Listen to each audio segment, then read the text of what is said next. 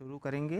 हमने पहले भाग में कुछ परिचय किया था एस्टिमेशन कॉस्टिंग के साथ, टेक्निकल टर्म्स के बारे में जाना था, टाइप्स ऑफ एस्टिमेट्स देखा था, यूनिट ऑफ मेजरमेंट की किस कार को किस में मेज़र करते हैं, सप्लाई ऑफ मटेरियल यानी कि कोई मटेरियल किस रूप में सप्लाई होता है उसके बारे में भी जाना था, और वर्क पर आर्टिजियन मतलब कि एक मेसन या एक मजदूर या एक मिस्त्री कितना वर्क कर सकता है या उसका पेमेंट किस हिसाब से किया जाता है उसको जाना था। आइए इस दूसरे भाग के साथ शुरुआत करते हैं और मेथड ऑफ बिल्डिंग एस्टीमेट यानी किसी भी भवन का एस्टीमेट कैसे बनाते हैं हम उसके बारे में चर्चा करते हैं। देखिए, जब हम बात करते हैं मेथड ऑफ बिल्डिंग एस्टीमेट्स की तो हमें कहना पड़ता है कि पहले हम पढ़ेंगे individual wall method. Individual wall method या इसको जनरली हम लोग लॉन्ग वॉल या short wall method, long wall and short wall method भी बोलते हैं। इंडिविजुअल वॉल मेथड में क्या होता है कि आप किसी एक दिशा में बनी हुई सारी दीवार को लॉन्ग वॉल मान लेते हैं और उसके विपरीत दिशा में बनी हुई यानी उसके 90 अंश के दिशा में बनी हुई दीवार को आप शॉर्ट वॉल अमूमन मान लेते हैं। तो लॉन्ग वॉल का जो कैलकुलेशन होता है वो आउट टू आउट होता है, मतलब सेंटर लाइन से आप एक विड्थ जोड़ देते हैं, मतलब आधा लेफ़्ट साइड और आधा राइट साइड अगर मैं कह सकूं। इस चित्र में अगर मैं दिखाऊं तो आप देखिए यहाँ जो सेंटर टू सेंटर डिस्टेंस है, इस मतलब ये एक प्लान है किसी 2 कमरे के मकान का या 2 कमरे के भवन का। ये अंदरूनी साइज़ 4 मीटर गुणे 6 मीटर, 6 मीटर गुणे 6 मीटर ये अंदरूनी साइज़ आपको बताया गया है। इसके जो सेंटर टू सेंटर डिस्टेंस है वो 10.60 10.60 मीटर्स है। अब देखिए, ये सेंटर टू सेंटर डिस्टेंस है। लॉन्ग वॉल की जो दूरी होती है वो कहाँ से कहाँ तक लिया जाता है, आउट टू आउट। मसलन आप यहाँ से कंसीडर करेंगे, ये जो डिस्टेंस होगी ये लॉन्ग वॉल की डिस्टेंस मानी जाएगी। तो देखिए, सेंटर लाइन में आधा इधर का और आधा इधर का, मतलब ये वाला डिस्टेंस हम जब ऐड कर देते हैं सेंटर लाइन डिस्टेंस में तो वो हमें मिल जाता है लॉन्ग वॉल की डिस्टेंस। तो ये फार्मूला हमारे पास निकल के आता है centre to centre length plus 1 width, आधा इधर जोड़ा आधा इधर जोड़ा तो कुल मिलाकर के 1 विड्थ हो गई। तो ये लॉन्ग वॉल की लंबाई हो जाती है। इसी तरीके से जब शॉर्ट वॉल की बात आप करते हैं तो देखिए, लॉन्ग वॉल तो आपका यहाँ से इस तरीके से ये पूरा लॉन्ग वॉल हो गया, इस चित्र में आप देख पा रहे हैं ये पूरा लॉन्ग वॉल हो गया। इसी तरीके से यहाँ नीचे भी ये इस दिशा में ये लॉन्ग वॉल हो गई। अब शॉर्ट वॉल कौन सी होगी, शॉर्ट वॉल यहाँ से यहाँ तक ये जो मेज़र आएगा डिस्टेंस आएगी ये शॉर्ट वॉल होगा। तो देखिए, शॉर्ट वॉल के साथ समस्या क्या हो गई कि सेंटर लाइन से ये वाली डिस्टेंस माइनस कर दी गई। सेंटर लाइन डिस्टेंस जो है ये आधा इधर माइनस कर दी गई, तो कुल एंड में क्या होता है, एक विड्थ लेंथ माइनस हो जाती है। सेंटर लाइन में से एक विड्थ लेंथ माइनस कर देते हैं तो वो हमें मिल जाता है शॉर्ट वॉल की डिस्टेंस। अब सेंटर लाइन मेथड में क्या होता है, सेंटर लाइन मेथड में सेंटर टू सेंटर लेंथ में से नंबर ऑफ जंक्शंस मतलब कितने, 1 2 3 4 5 6 7 8, इन नंबर ऑफ जंक्शंस को हाफ विड्थ में मल्टीप्लाई कर देते हैं और घटा देते हैं सेंटर लाइन से। तो जो कैलकुलेशन हमें मिलता है वो हमारा कैलकुलेशन होता है centre line of each item, मतलब हर एक आइटम का जो सेंटर लाइन से हम कैलकुलेशन करते हैं वो इस प्रकार से करते हैं। आगे जब हम कुछ एग्जाम्पल के साथ समझेंगे तो ये बेहतर आइडिया इसके बारे में लगेगा। हम बात कर लेते हैं लाइफ ऑफ वर्क, मतलब जो भी कार्य हम कर रहे हैं, सिविल निर्माण कार्य कर रहे हैं, उसका एक अनुमानित कितना उम्र होता है, कितना लाइफ स्पैन है। तो उसको समझने के लिए हम ये चार्ट का मदद लेंगे। ब्रिक वर्क, लाइम और सीमेंट में तो ये लगभग 100 साल या उससे ज़्यादा इसकी उम्र होती है। मिट्टी के साथ अगर ब्रिक वर्क किया गया है तब भी वो 100 साल से ज़्यादा उम्र होगी।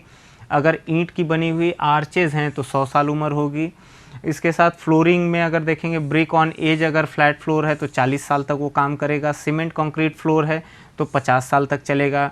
और इसी तरीके टेरेस्ड फ्लोर या लाइम कंक्रीट है तो वो आपके लिए 20 साल तक काम करेगा, 20 साल तक वो आपके लिए इस्तेमाल योग्य रहेगा। इसी तरीके से आरसीसी का उम्र लगभग 75 वर्ष है। आयरन वर्क अगर रूफ में किया है छत में तो 80 साल तक वो काम करता है।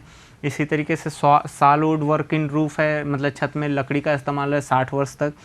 इसी तरीके से जो जीआई शीट्स हैं वो लगभग 50 साल काम करती हैं, लेकिन इनमें आपको मतलब जंग से बचाव के तरीक़ों को अपनाना आवश्यक है।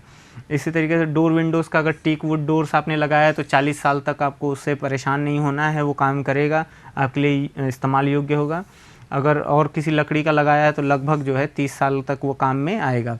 आयरन वर्क अगर आपने इस्तेमाल किया रोल्ड स्टील तो वो 75 से 80 वर्ष तक आपके इस्तेमाल योग्य रहता है। अब कुछ स्पेसिफिकेशंस हैं बिल्डिंग के क्लास से रिलेटेड, तो उसको समझ लेते हैं। अगर प्रथम श्रेणी की कोई बिल्डिंग है, फर्स्ट क्लास श्रेणी की बिल्डिंग है, तो देखिए उसमें जो फाउंडेशन होगा वो फर्स्ट क्लास ब्रिक से बनेगा, और लाइम मोर्टार से अगर बनेगा तो 1:6 होगा। लाइम मोर्टार से अगर रहा, सीमेंट मोर्टार से तो एक सही 6 से होगा उसका रेशियो। कंक्रीट अगर आपने इस्तेमाल सीमेंट कंक्रीट इस्तेमाल किया 1:4:8 का होगा। डैम्प प्रूफ कोर्स लगाना ज़रूरी है। सुपर स्ट्रक्चर की अगर बात करेंगे तो फिर से वहाँ पे फर्स्ट क्लास ब्रिक होगा, और जो मोर्टार इस्तेमाल किया जाएगा 1:6, यानी जो ईंटों को जोड़ने के लिए, दीवार बनाने के लिए जो मसाले का इस्तेमाल किया जाएगा वो 1:6 रेशियो में। 1 क्या है? सीमेंट है। 6 क्या है? आपका फाइन एग्रीगेट है, या जिसे लाल बालू कह सकते हैं आप। रूफिंग में, छत में क्या होगा, अगर आरसीसी इस्तेमाल कर रहे हैं तो उसका हाइट कम से कम 3.7 मीटर होना चाहिए। फ्लोरिंग में अलग अलग आप फ्लोरिंग मटेरियल इस्तेमाल कर सकते हैं, लेकिन उसमें भी कुछ कैटेगरी बनी हुई है, जैसे फ्लोर्स बाथरूम में डैडोज लगाने पड़ेंगे, और जो कमरों के फ्लोर है मोज़ाइक होना चाहिए, या और भी टाइल्स का इस्तेमाल आप कर सकते हैं। फिनिशिंग की बात अगर करें तो 12 mm का प्लास्टर उसमें लगा होना चाहिए, और प्लास्टर का जो रेशियो हो 1:6 का हो। इस तरीके से वाइट वॉशिंग उसकी होनी चाहिए, जो 3 कोट में कम से कम किया गया हो। तो ये कुछ स्पेसिफिकेशन है क्लास 1 बिल्डिंग के लिए। डोर विंडोज़ के बारे में जो है वो टी-कूट के फ्रेम होने चाहिए। शटर्स भी टी-कूट का लगा होना चाहिए, लगभग 4.3 सेंटीमीटर मोटा होना चाहिए। सारे फिटिंग्स मतलब लैचेज़ और हिंजेस किससे होने चाहिए? ब्रास के बने होने चाहिए, ताकि जंग वगैरह ना लगे।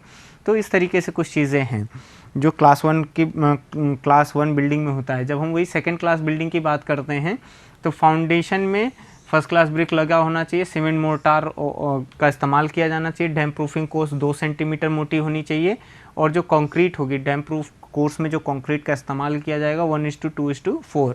इसमें 1 क्या है? सीमेंट है, 2 फाइन एग्रीगेट, 4 कोर्स एग्रीगेट है। सुपर स्ट्रक्चर में सेकंड क्लास ब्रिक का हम इस्तेमाल कर सकते हैं लाइम मोर्टार के साथ। रूफिंग में आरबी रूफ भी हो सकता है, और उसके साथ ही आप एस्बेस्टर शीट वगैरह का इस्तेमाल कर सकते हैं। फ्लोरिंग में ये 2.5 सेंटीमीटर मोटा तो होना ही चाहिए। और इसी तरीके से जब फिनिशिंग की बात करेंगे तो सारे वॉल पे 12 mm का मोटा प्लास्टर लगा होना चाहिए। प्लास्टर 1:6 सीमेंट मोर्टार का होना चाहिए। इस तरीके से डोर विंडोज़ की बात करेंगे तो फ्रेम आरसीसी के भी हो सकते हैं, या वेल सीजनड लकड़ी के भी हो सकते हैं, टीक वुड होना ज़रूरी नहीं है। इस तरीके मिसलेनियस की बात करें तो रेन वाटर के लिए पाइप अलग से प्रोवाइड होनी चाहिए। इलेक्ट्रिकल फिटिंग, सैनिटरी फिटिंग सारे उसमें होने आवश्यक है अगर श्रेणी 2 का भवन है तो। यहीं थर्ड क्लास बिल्डिंग की अगर हम बात करेंगे तो फाउंडेशन क्या होना चाहिए? ये सन ड्राई ब्रिक यानी कि धूप में सुखाई हुई ईंटों का बन सकता है, जिसकी मजबूती बहुत कम होगी। सुपर स्ट्रक्चर यानी कि दीवार बनाने के लिए हम सेकेंड क्लास ब्रिक का इस्तेमाल कर लेंगे। रूफिंग में टाइल्स हो, बम्बू हो, वुडन सपोर्ट यानी लकड़ी के सपोर्ट पर हम बैम्बू लगा करके, बांस या और भी लकड़ियाँ इस्तेमाल करके ऊपर टाइल्स, यानी हम नॉर्मली अगर पहाड़ी क्षेत्र में है तो स्लेट का इस्तेमाल कर लेते हैं, मैदानी क्षेत्र में है तो मिट्टी से बनाई हुई टाइल्स का भी इस्तेमाल हम कर लेते हैं। फ्लोरिंग में क्या होता है? अर्दन फ्लोरिंग होती है, और उसमें जो काऊ डंग यानी गोबर के साथ हम सीमेंट का पेस्ट बना करके उसका लेप भी लगा देते हैं, तो वो भी इस्तेमाल किया जाता है थर्ड क्लास बिल्डिंग में। डोर विंडोज़ क्या है? ये आम के लकड़ी का या कोई नॉर्मल जो मिलने वाली लकड़ी है उसके ये दरवाजे और फ्रेम, पैनल्स और फ्रेम बनते हैं, तो कोई प्रॉब्लम नहीं होती है। अब हम एक यहाँ पर उदाहरण के साथ एस्टिमेशन का कार्य करेंगे। देखिए, ये हमने एक मेसनरी प्लेटफॉर्म है। प्लेटफॉर्म का मतलब एक मंच समझ सकते हैं, जिसमें जो चारों तरफ दीवार बनाई गई है वो ईंट की बनाई गई है। देखिए अब ये इस तरीके से ये दीवार इतना ऊंचा करके ये आरसीसी का हमने आरसीसी का स्लैब डाल दिया, लेकिन ये क्या है? आपका वॉल है, दीवार है, और ये किससे बना हुआ है? ब्रिक से यानी कि ईंट से बना हुआ है। तो इसको बनाने के लिए कितना मटेरियल इस्तेमाल होगा उसके बारे में हम पढ़ेंगे। इस चित्र में आप देख पा रहे हैं कि इसकी लंबाई और चौड़ाई के बारे में लिखा हुआ है। जब हम इस प्लेटफॉर्म को ऊपर से देखेंगे यानी कि इसका प्लान देखेंगे तो आपको दिखेगा कि ये लेंथ इसकी 5 मीटर है, और ये वाली जो विड्थ है ये 6 मीटर्स है। जो इसका चौड़ाई है, दीवार का जो बाहर से दिख रही चौड़ाई है वो 40 mm है,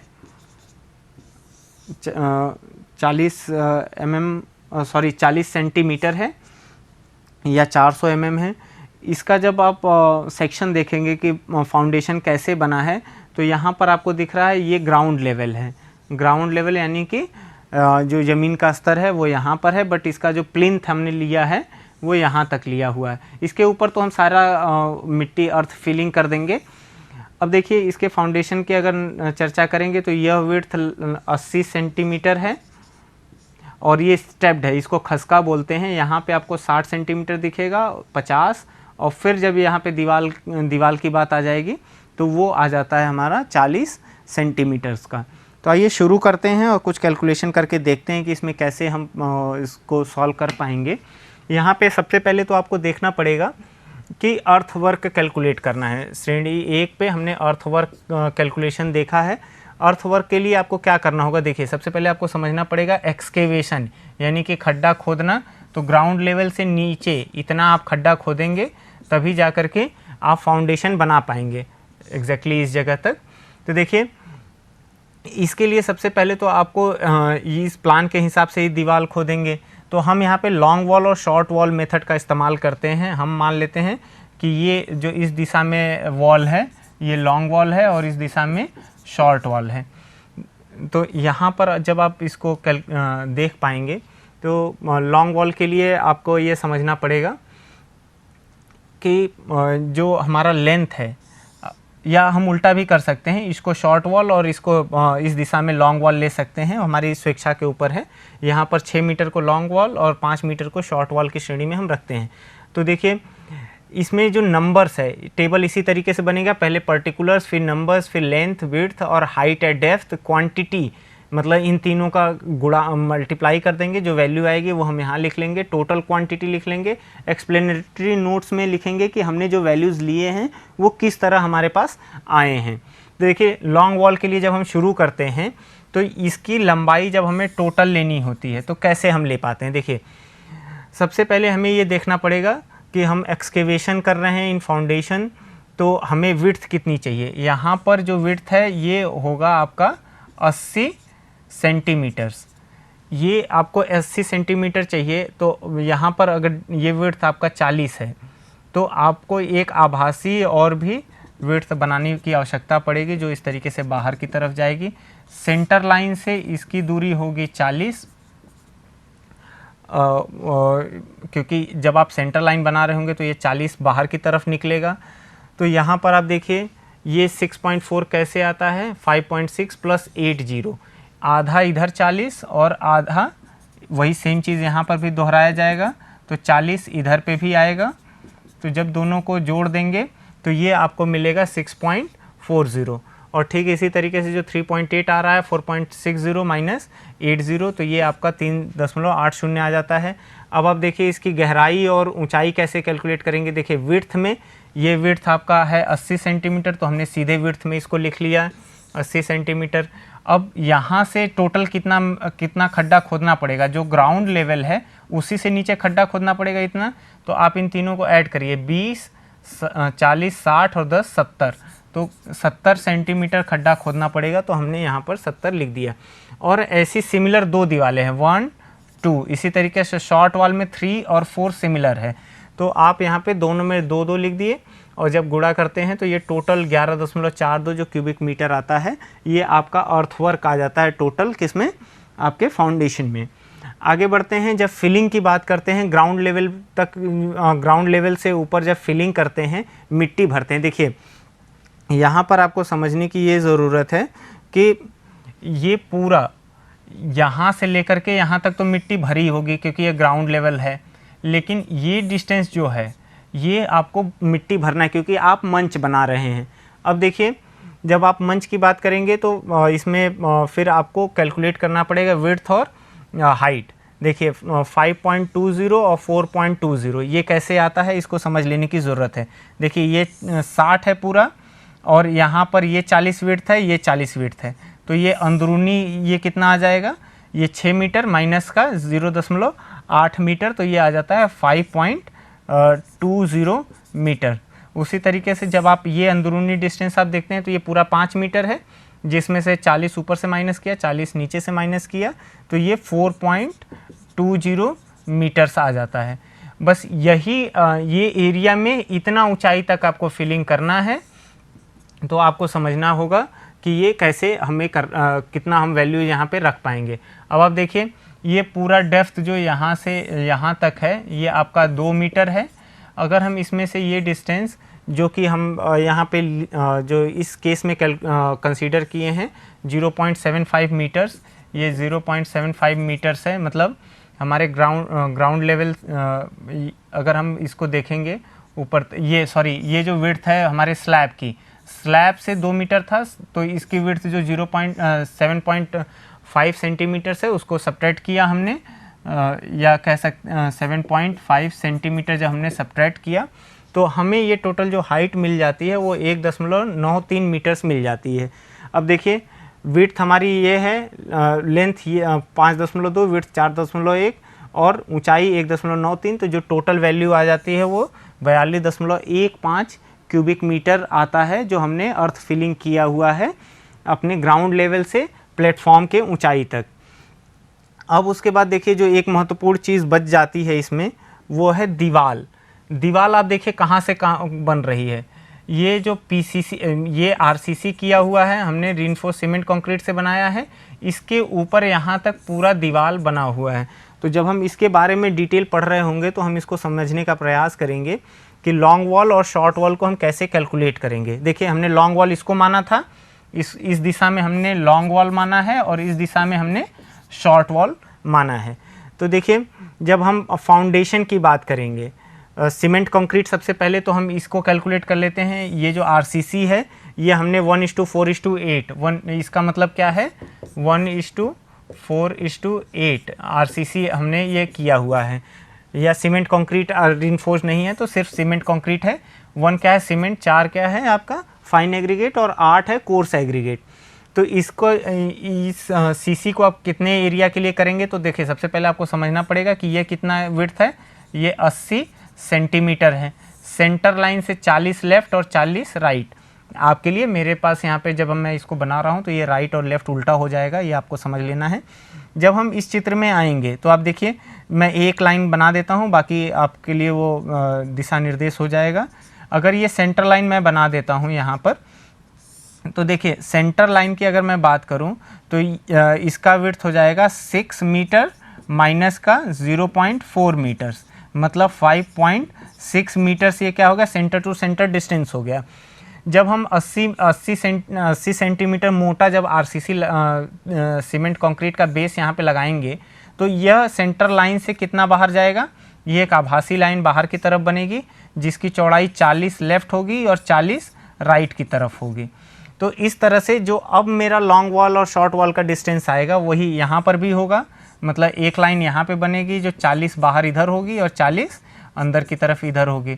तो अब जो लॉन्ग वॉल और शॉर्ट वॉल का आपके पास कैलकुलेशन आएगा उसको समझने की ज़रूरत है। देखिए लॉन्ग वॉल तो आपका फिर भी यहीं तक रहेगा, लेकिन शॉर्ट वॉल की लेंथ में आपको अंतर मिल जाएगा, और लेकिन लॉन्ग वॉल के विड्थ में आपको अंतर मिलेगा। देखिए लॉन्ग वॉल आपका सीधे सीधे 6 मीटर हो गया, यहाँ पर 6 मीटर, और प्लस का जब शॉर्ट वॉल इसके इधर बनाएंगे तो आपको यहाँ मैंने बताया था कि 40 इधर लेफ्ट की तरफ आएगा, तो लॉन्ग वॉल यहाँ तक आ गया।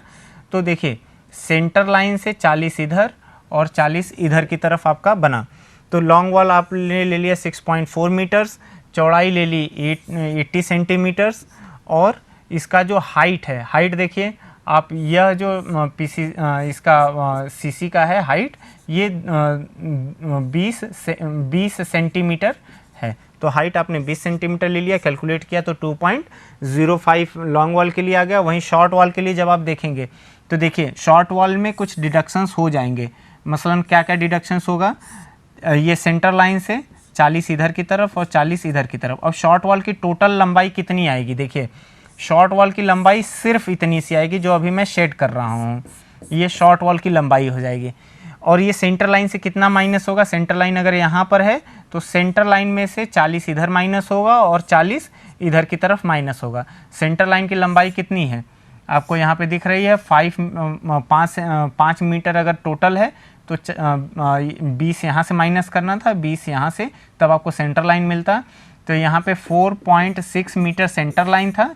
अब इस सेंटर लाइन में से जब आप 40 इधर से और 40 इधर से माइनस कर देंगे तब आपको मिलेगा शॉर्ट वॉल की लेंथ, और वो आती है 3.80 मीटर्स। विड्थ आपका वही रहेगा, 80 सेंटीमीटर इसका चौड़ाई है सीसी का, 20 सेंटीमीटर ऊंचाई है। कैलकुलेट करते हैं तो 1.21 क्यूबिक मीटर आता है। यह दोनों ही सीसी में था, इसलिए हम इसका समेशन ले सकते हैं।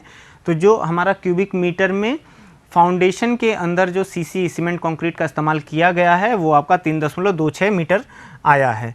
अब यहीं पे मैं बात कर लूँगा आपसे कि जो ब्रिक वर्क इन फाउंडेशन है उसको कैसे कैलकुलेट करते हैं। देखिए इसमें फुटिंग फर्स्ट और फुटिंग सेकंड से हमने डिनोट किया है।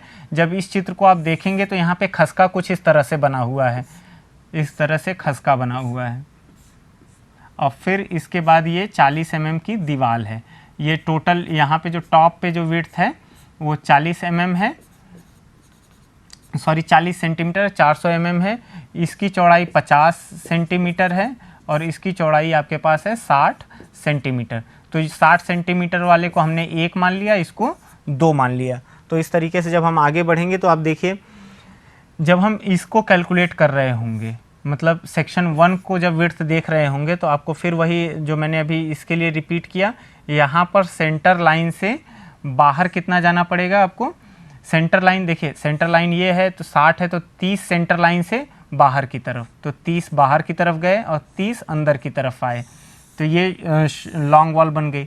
इसी तरीके से शॉर्ट वॉल क्या होगी, सेंटर लाइन से 30 इधर 30 इधर, तो ये शॉर्ट वॉल बन गई। इस तरीके से जो एक नया चित्र आपके सामने आएगा इसका लॉन्ग वॉल और शॉर्ट वॉल का, कुछ वो इस तरीके से मिलेगा। तो जब हम इसका वॉल्यूम कैलकुलेट कर रहे होंगे तो आप देखिए लॉन्ग वॉल की लंबाई कहाँ तक आएगी। लॉन्ग वॉल जो ये 5.6 मीटर था सेंटर टू सेंटर डिस्टेंस, उसमें 30 इधर ऐड हो गया है, 30 इधर ऐड हो गया, मतलब 5.6 में 60 ऐड हो गया है। तो ये आपके पास जो कैलकुलेशन टोटल आता है वो लॉन्ग वॉल के लिए 6.4 मीटर्स आता है और शॉर्ट वॉल के लिए 6.2 मीटर्स आ जाएगा। ये 5.6 प्लस का 60 आप करेंगे तो ये 6.2 मीटर्स आ जाएगा। तो यहाँ पर आप देख पा रहे हैं कि फर्स्ट के लिए जो लॉन्ग वॉल की लंबाई है वो 6.2 मीटर्स है, विड्थ आपका 60 है, और मोटाई आप देखिए इस सेगमेंट की मोटाई यहाँ से आपको 20 सेंटीमीटर आपको दिख रहा है, मतलब ये जो सेगमेंट है ये 20 सेंटीमीटर मोटा है। तो टोटल इसका 1.49 क्यूबिक मीटर आ जाता है। जब वही सेकंड वाले के लिए आप देखेंगे तो सेकंड वाले का विड्थ कितना है, ये 50 है, तो जब आप उसमें कैलकुलेट करेंगे तो लॉन्ग वॉल की लंबाई आएगी 6.10। अब जब ये ग्राउंड लेवल से मतलब फाउंडेशन से जब ऊपर जाएंगे तो ये दीवार की चौड़ाई 40 है। तो एग्जैक्टली जो चित्र आपका पहले से इसमें बना हुआ है तो ये इसी तरीके से होगा। लॉन्ग वॉल की लंबाई यहाँ से यहाँ तक कैलकुलेट की जाएगी, ये पूरा, तो ये 6 मीटर्स है, और शॉर्ट वॉल अंदर अंदर कैलकुलेट किया जाएगा तो 5 मीटर में से आपको 40 ऊपर से 40 नीचे से माइनस कर देना होगा, वो अगले स्लाइड में आपको दिख जाएगा। तो यहाँ से 6 मीटर और इसका जो चौड़ाई है वो 40 है, और ऊंचाई देखिए 2 ये यहाँ से जब आप कैलकुलेट करेंगे इस जगह से यहाँ तक तो ये 2.20 मीटर्स है। तो हाइट कैलकुलेट के लिए हमने मल्टीप्लाई कर दिया तो टोटल 10.56 क्यूबिक मीटर आ गया हमारे पास सुपर स्ट्रक्चर में जो वैल्यू है। उसी तरीके से शॉर्ट वॉल में जब आप देखेंगे तो शॉर्ट वॉल में देखिए लंबाई क्या आ जाएगी आपके पास। फर्स्ट के लिए यहाँ पर जब आपने किया था सेंटर लाइन से 60 था तो 30 नीचे की तरफ और यहाँ से भी 30 ऊपर की तरफ। सेंटर लाइन से डिस्टेंस थी हमारी 4.6 मीटर्स थी, तो 30 इधर से माइनस किया, 30 इधर से माइनस किया तो कितना माइनस हो गया, माइनस का 60 सेंटीमीटर। तो ये 4 मीटर टोटल लंबाई आ जाती है। तो यहाँ पे आपको 4 दिख रहा है, उसका विड्थ 60 है, विड्थ क्या है उसकी हाइट क्या है 20। जब कैलकुलेट करते हैं तो 0.96 क्यूबिक मीटर आता है। इसी तरीके से जब सेकंड के लिए जाते हैं तो लंबाई 4.1 हो जाती है।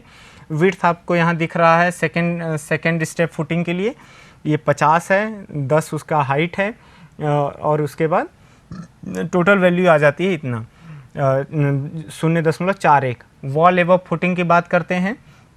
वॉल एबव फुटिंग के लिए हमें ये देखना पड़ेगा कि हमारे शॉर्ट वॉल की लंबाई कितनी होगी, तो शॉर्ट वॉल की लंबाई सीधे सीधे इतनी हो जाएगी। और ये क्या वैल्यू होगा, 5 में से 5 माइनस का 0.4 माइनस 0.4, तो 2 बार इसको माइनस कर दिया तो ये हमारे पास 4.2 आ गया।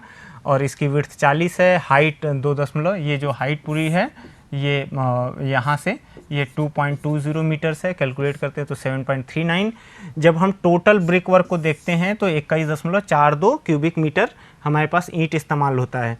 12 mm थिक सीमेंट प्लास्टर की बात जब हम करते हैं तो लॉन्ग वॉल की लंबाई और उसके ऊंचाई में हम गुणा कर देते हैं तो 25.20 क्यूबिक मीटर आता है। उसी तरीके से शॉर्ट वॉल की लंबाई जो 5 मीटर है, ऊंचाई 2.10 है, तो ये 21.00 क्यूबिक मीटर आता है। मतलब टोटल जो प्लास्टरिंग का क्षेत्रफल है वो 46.20 है। अगर हम 12 mm मोटा प्लास्टर कर रहे होंगे तो मल्टीप्लाई करके हम मोटार का वैल्यू पता कर सकते हैं। अब देखिए 7.5 सेंटीमीटर का जो हमने सीमेंट कंक्रीट का फ्लोर बनाया है, उसका फाउंडेशन आप देख लीजिए क्या क्या होगा। ये लंबाई उसका जो क्षेत्रफल है आपको उसमें मल्टीप्लाई करना पड़ेगा। दोनों तरफ हमने थोड़ा थोड़ा एक्सटेंशन दे रखा है, तो जब हम इसका मल्टीप्लाई करेंगे तो जो सीमेंट कंक्रीट का क्षेत्रफल आएगा वो 21.84 है। जब हम इसमें इस वैल्यू का यानी कि जो इसकी थिकनेस है उससे मल्टीप्लाई कर देते हैं तो हमें क्यूबिक मीटर में सीमेंट कंक्रीट पता चल जाती है। इसी तरीके से जब हमें सारी चीज़ें वैल्यू पता चल गई हैं तो हमें उसके एब्स्ट्रैक्ट ऑफ कॉस्ट यानी कि उसके वैल्यूज़ के बारे में, उसके दाम के बारे में हमें पता करना होता है। अब देखिए वो क्या क्या निकल के आता है। अर्थ वर्क इन एक्सकेवेशन हमने जो कैलकुलेट किया है, total earth work 11.42 cubic metre हमने कैलकुलेट किया है। अब जो यह रेट है, रेट कहाँ से मिलेगा आपको, ये आपको मिलेगा जो शेड्यूल ऑफ रेट है। ये अमूमन जैसे हम उत्तर प्रदेश में हैं तो यूपी PWD इसको जारी करता है। ये वेबसाइट पे आपको मिल जाएगा। वेबसाइट वही uppwd.gov.in है। यहाँ पर आप जाएंगे, सर्च कर लेंगे शेड्यूल ऑफ रेट्स, तो आपको हालिया रेट जो प्रैक्टिस किए जा रहे हैं उसके बारे में आपको लिस्ट मिल जाएगी। तो अर्थ वर्क का जो समानांतर रेट होगा वो आपको यहाँ मिल जाएगा। चलिए मैं फ़र्ज़ कर लेता हूँ कि 100 रुपये पर मीटर क्यूब है। ये रफ़ है, ये एग्जैक्ट आंकड़ा नहीं है, मैंने बस फ़र्ज़ किया है कि 100 रुपये प्रति क्यूबिक मीटर है। हालांकि जो कम, ये बहुत कम लग रहा है, 1000 मान लेते हैं।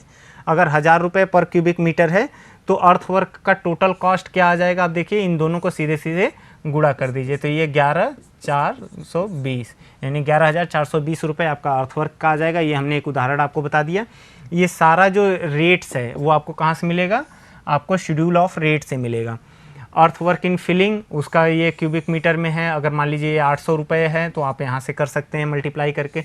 सीमेंट कंक्रीट इन फाउंडेशन, सीमेंट कंक्रीट का समानांतर दर क्या है उससे गुणा करके यहाँ पे लिख सकते हैं। फर्स्ट क्लास ब्रिक यानी श्रेणी 1 की जो ईंट है वो लाइम मोटार के साथ अगर इस्तेमाल हो रही तो उसका क्या दर है, यहाँ पे आपको शेड्यूल ऑफ रेट से मिल जाएगा। 12 mm का सीमेंट सैंड प्लास्टरिंग जो 1:6 रेशियो में इस्तेमाल किया गया। 1 क्या है, सीमेंट है, 6 क्या है, फाइन एग्रीगेट या कह सकते हैं सैंड।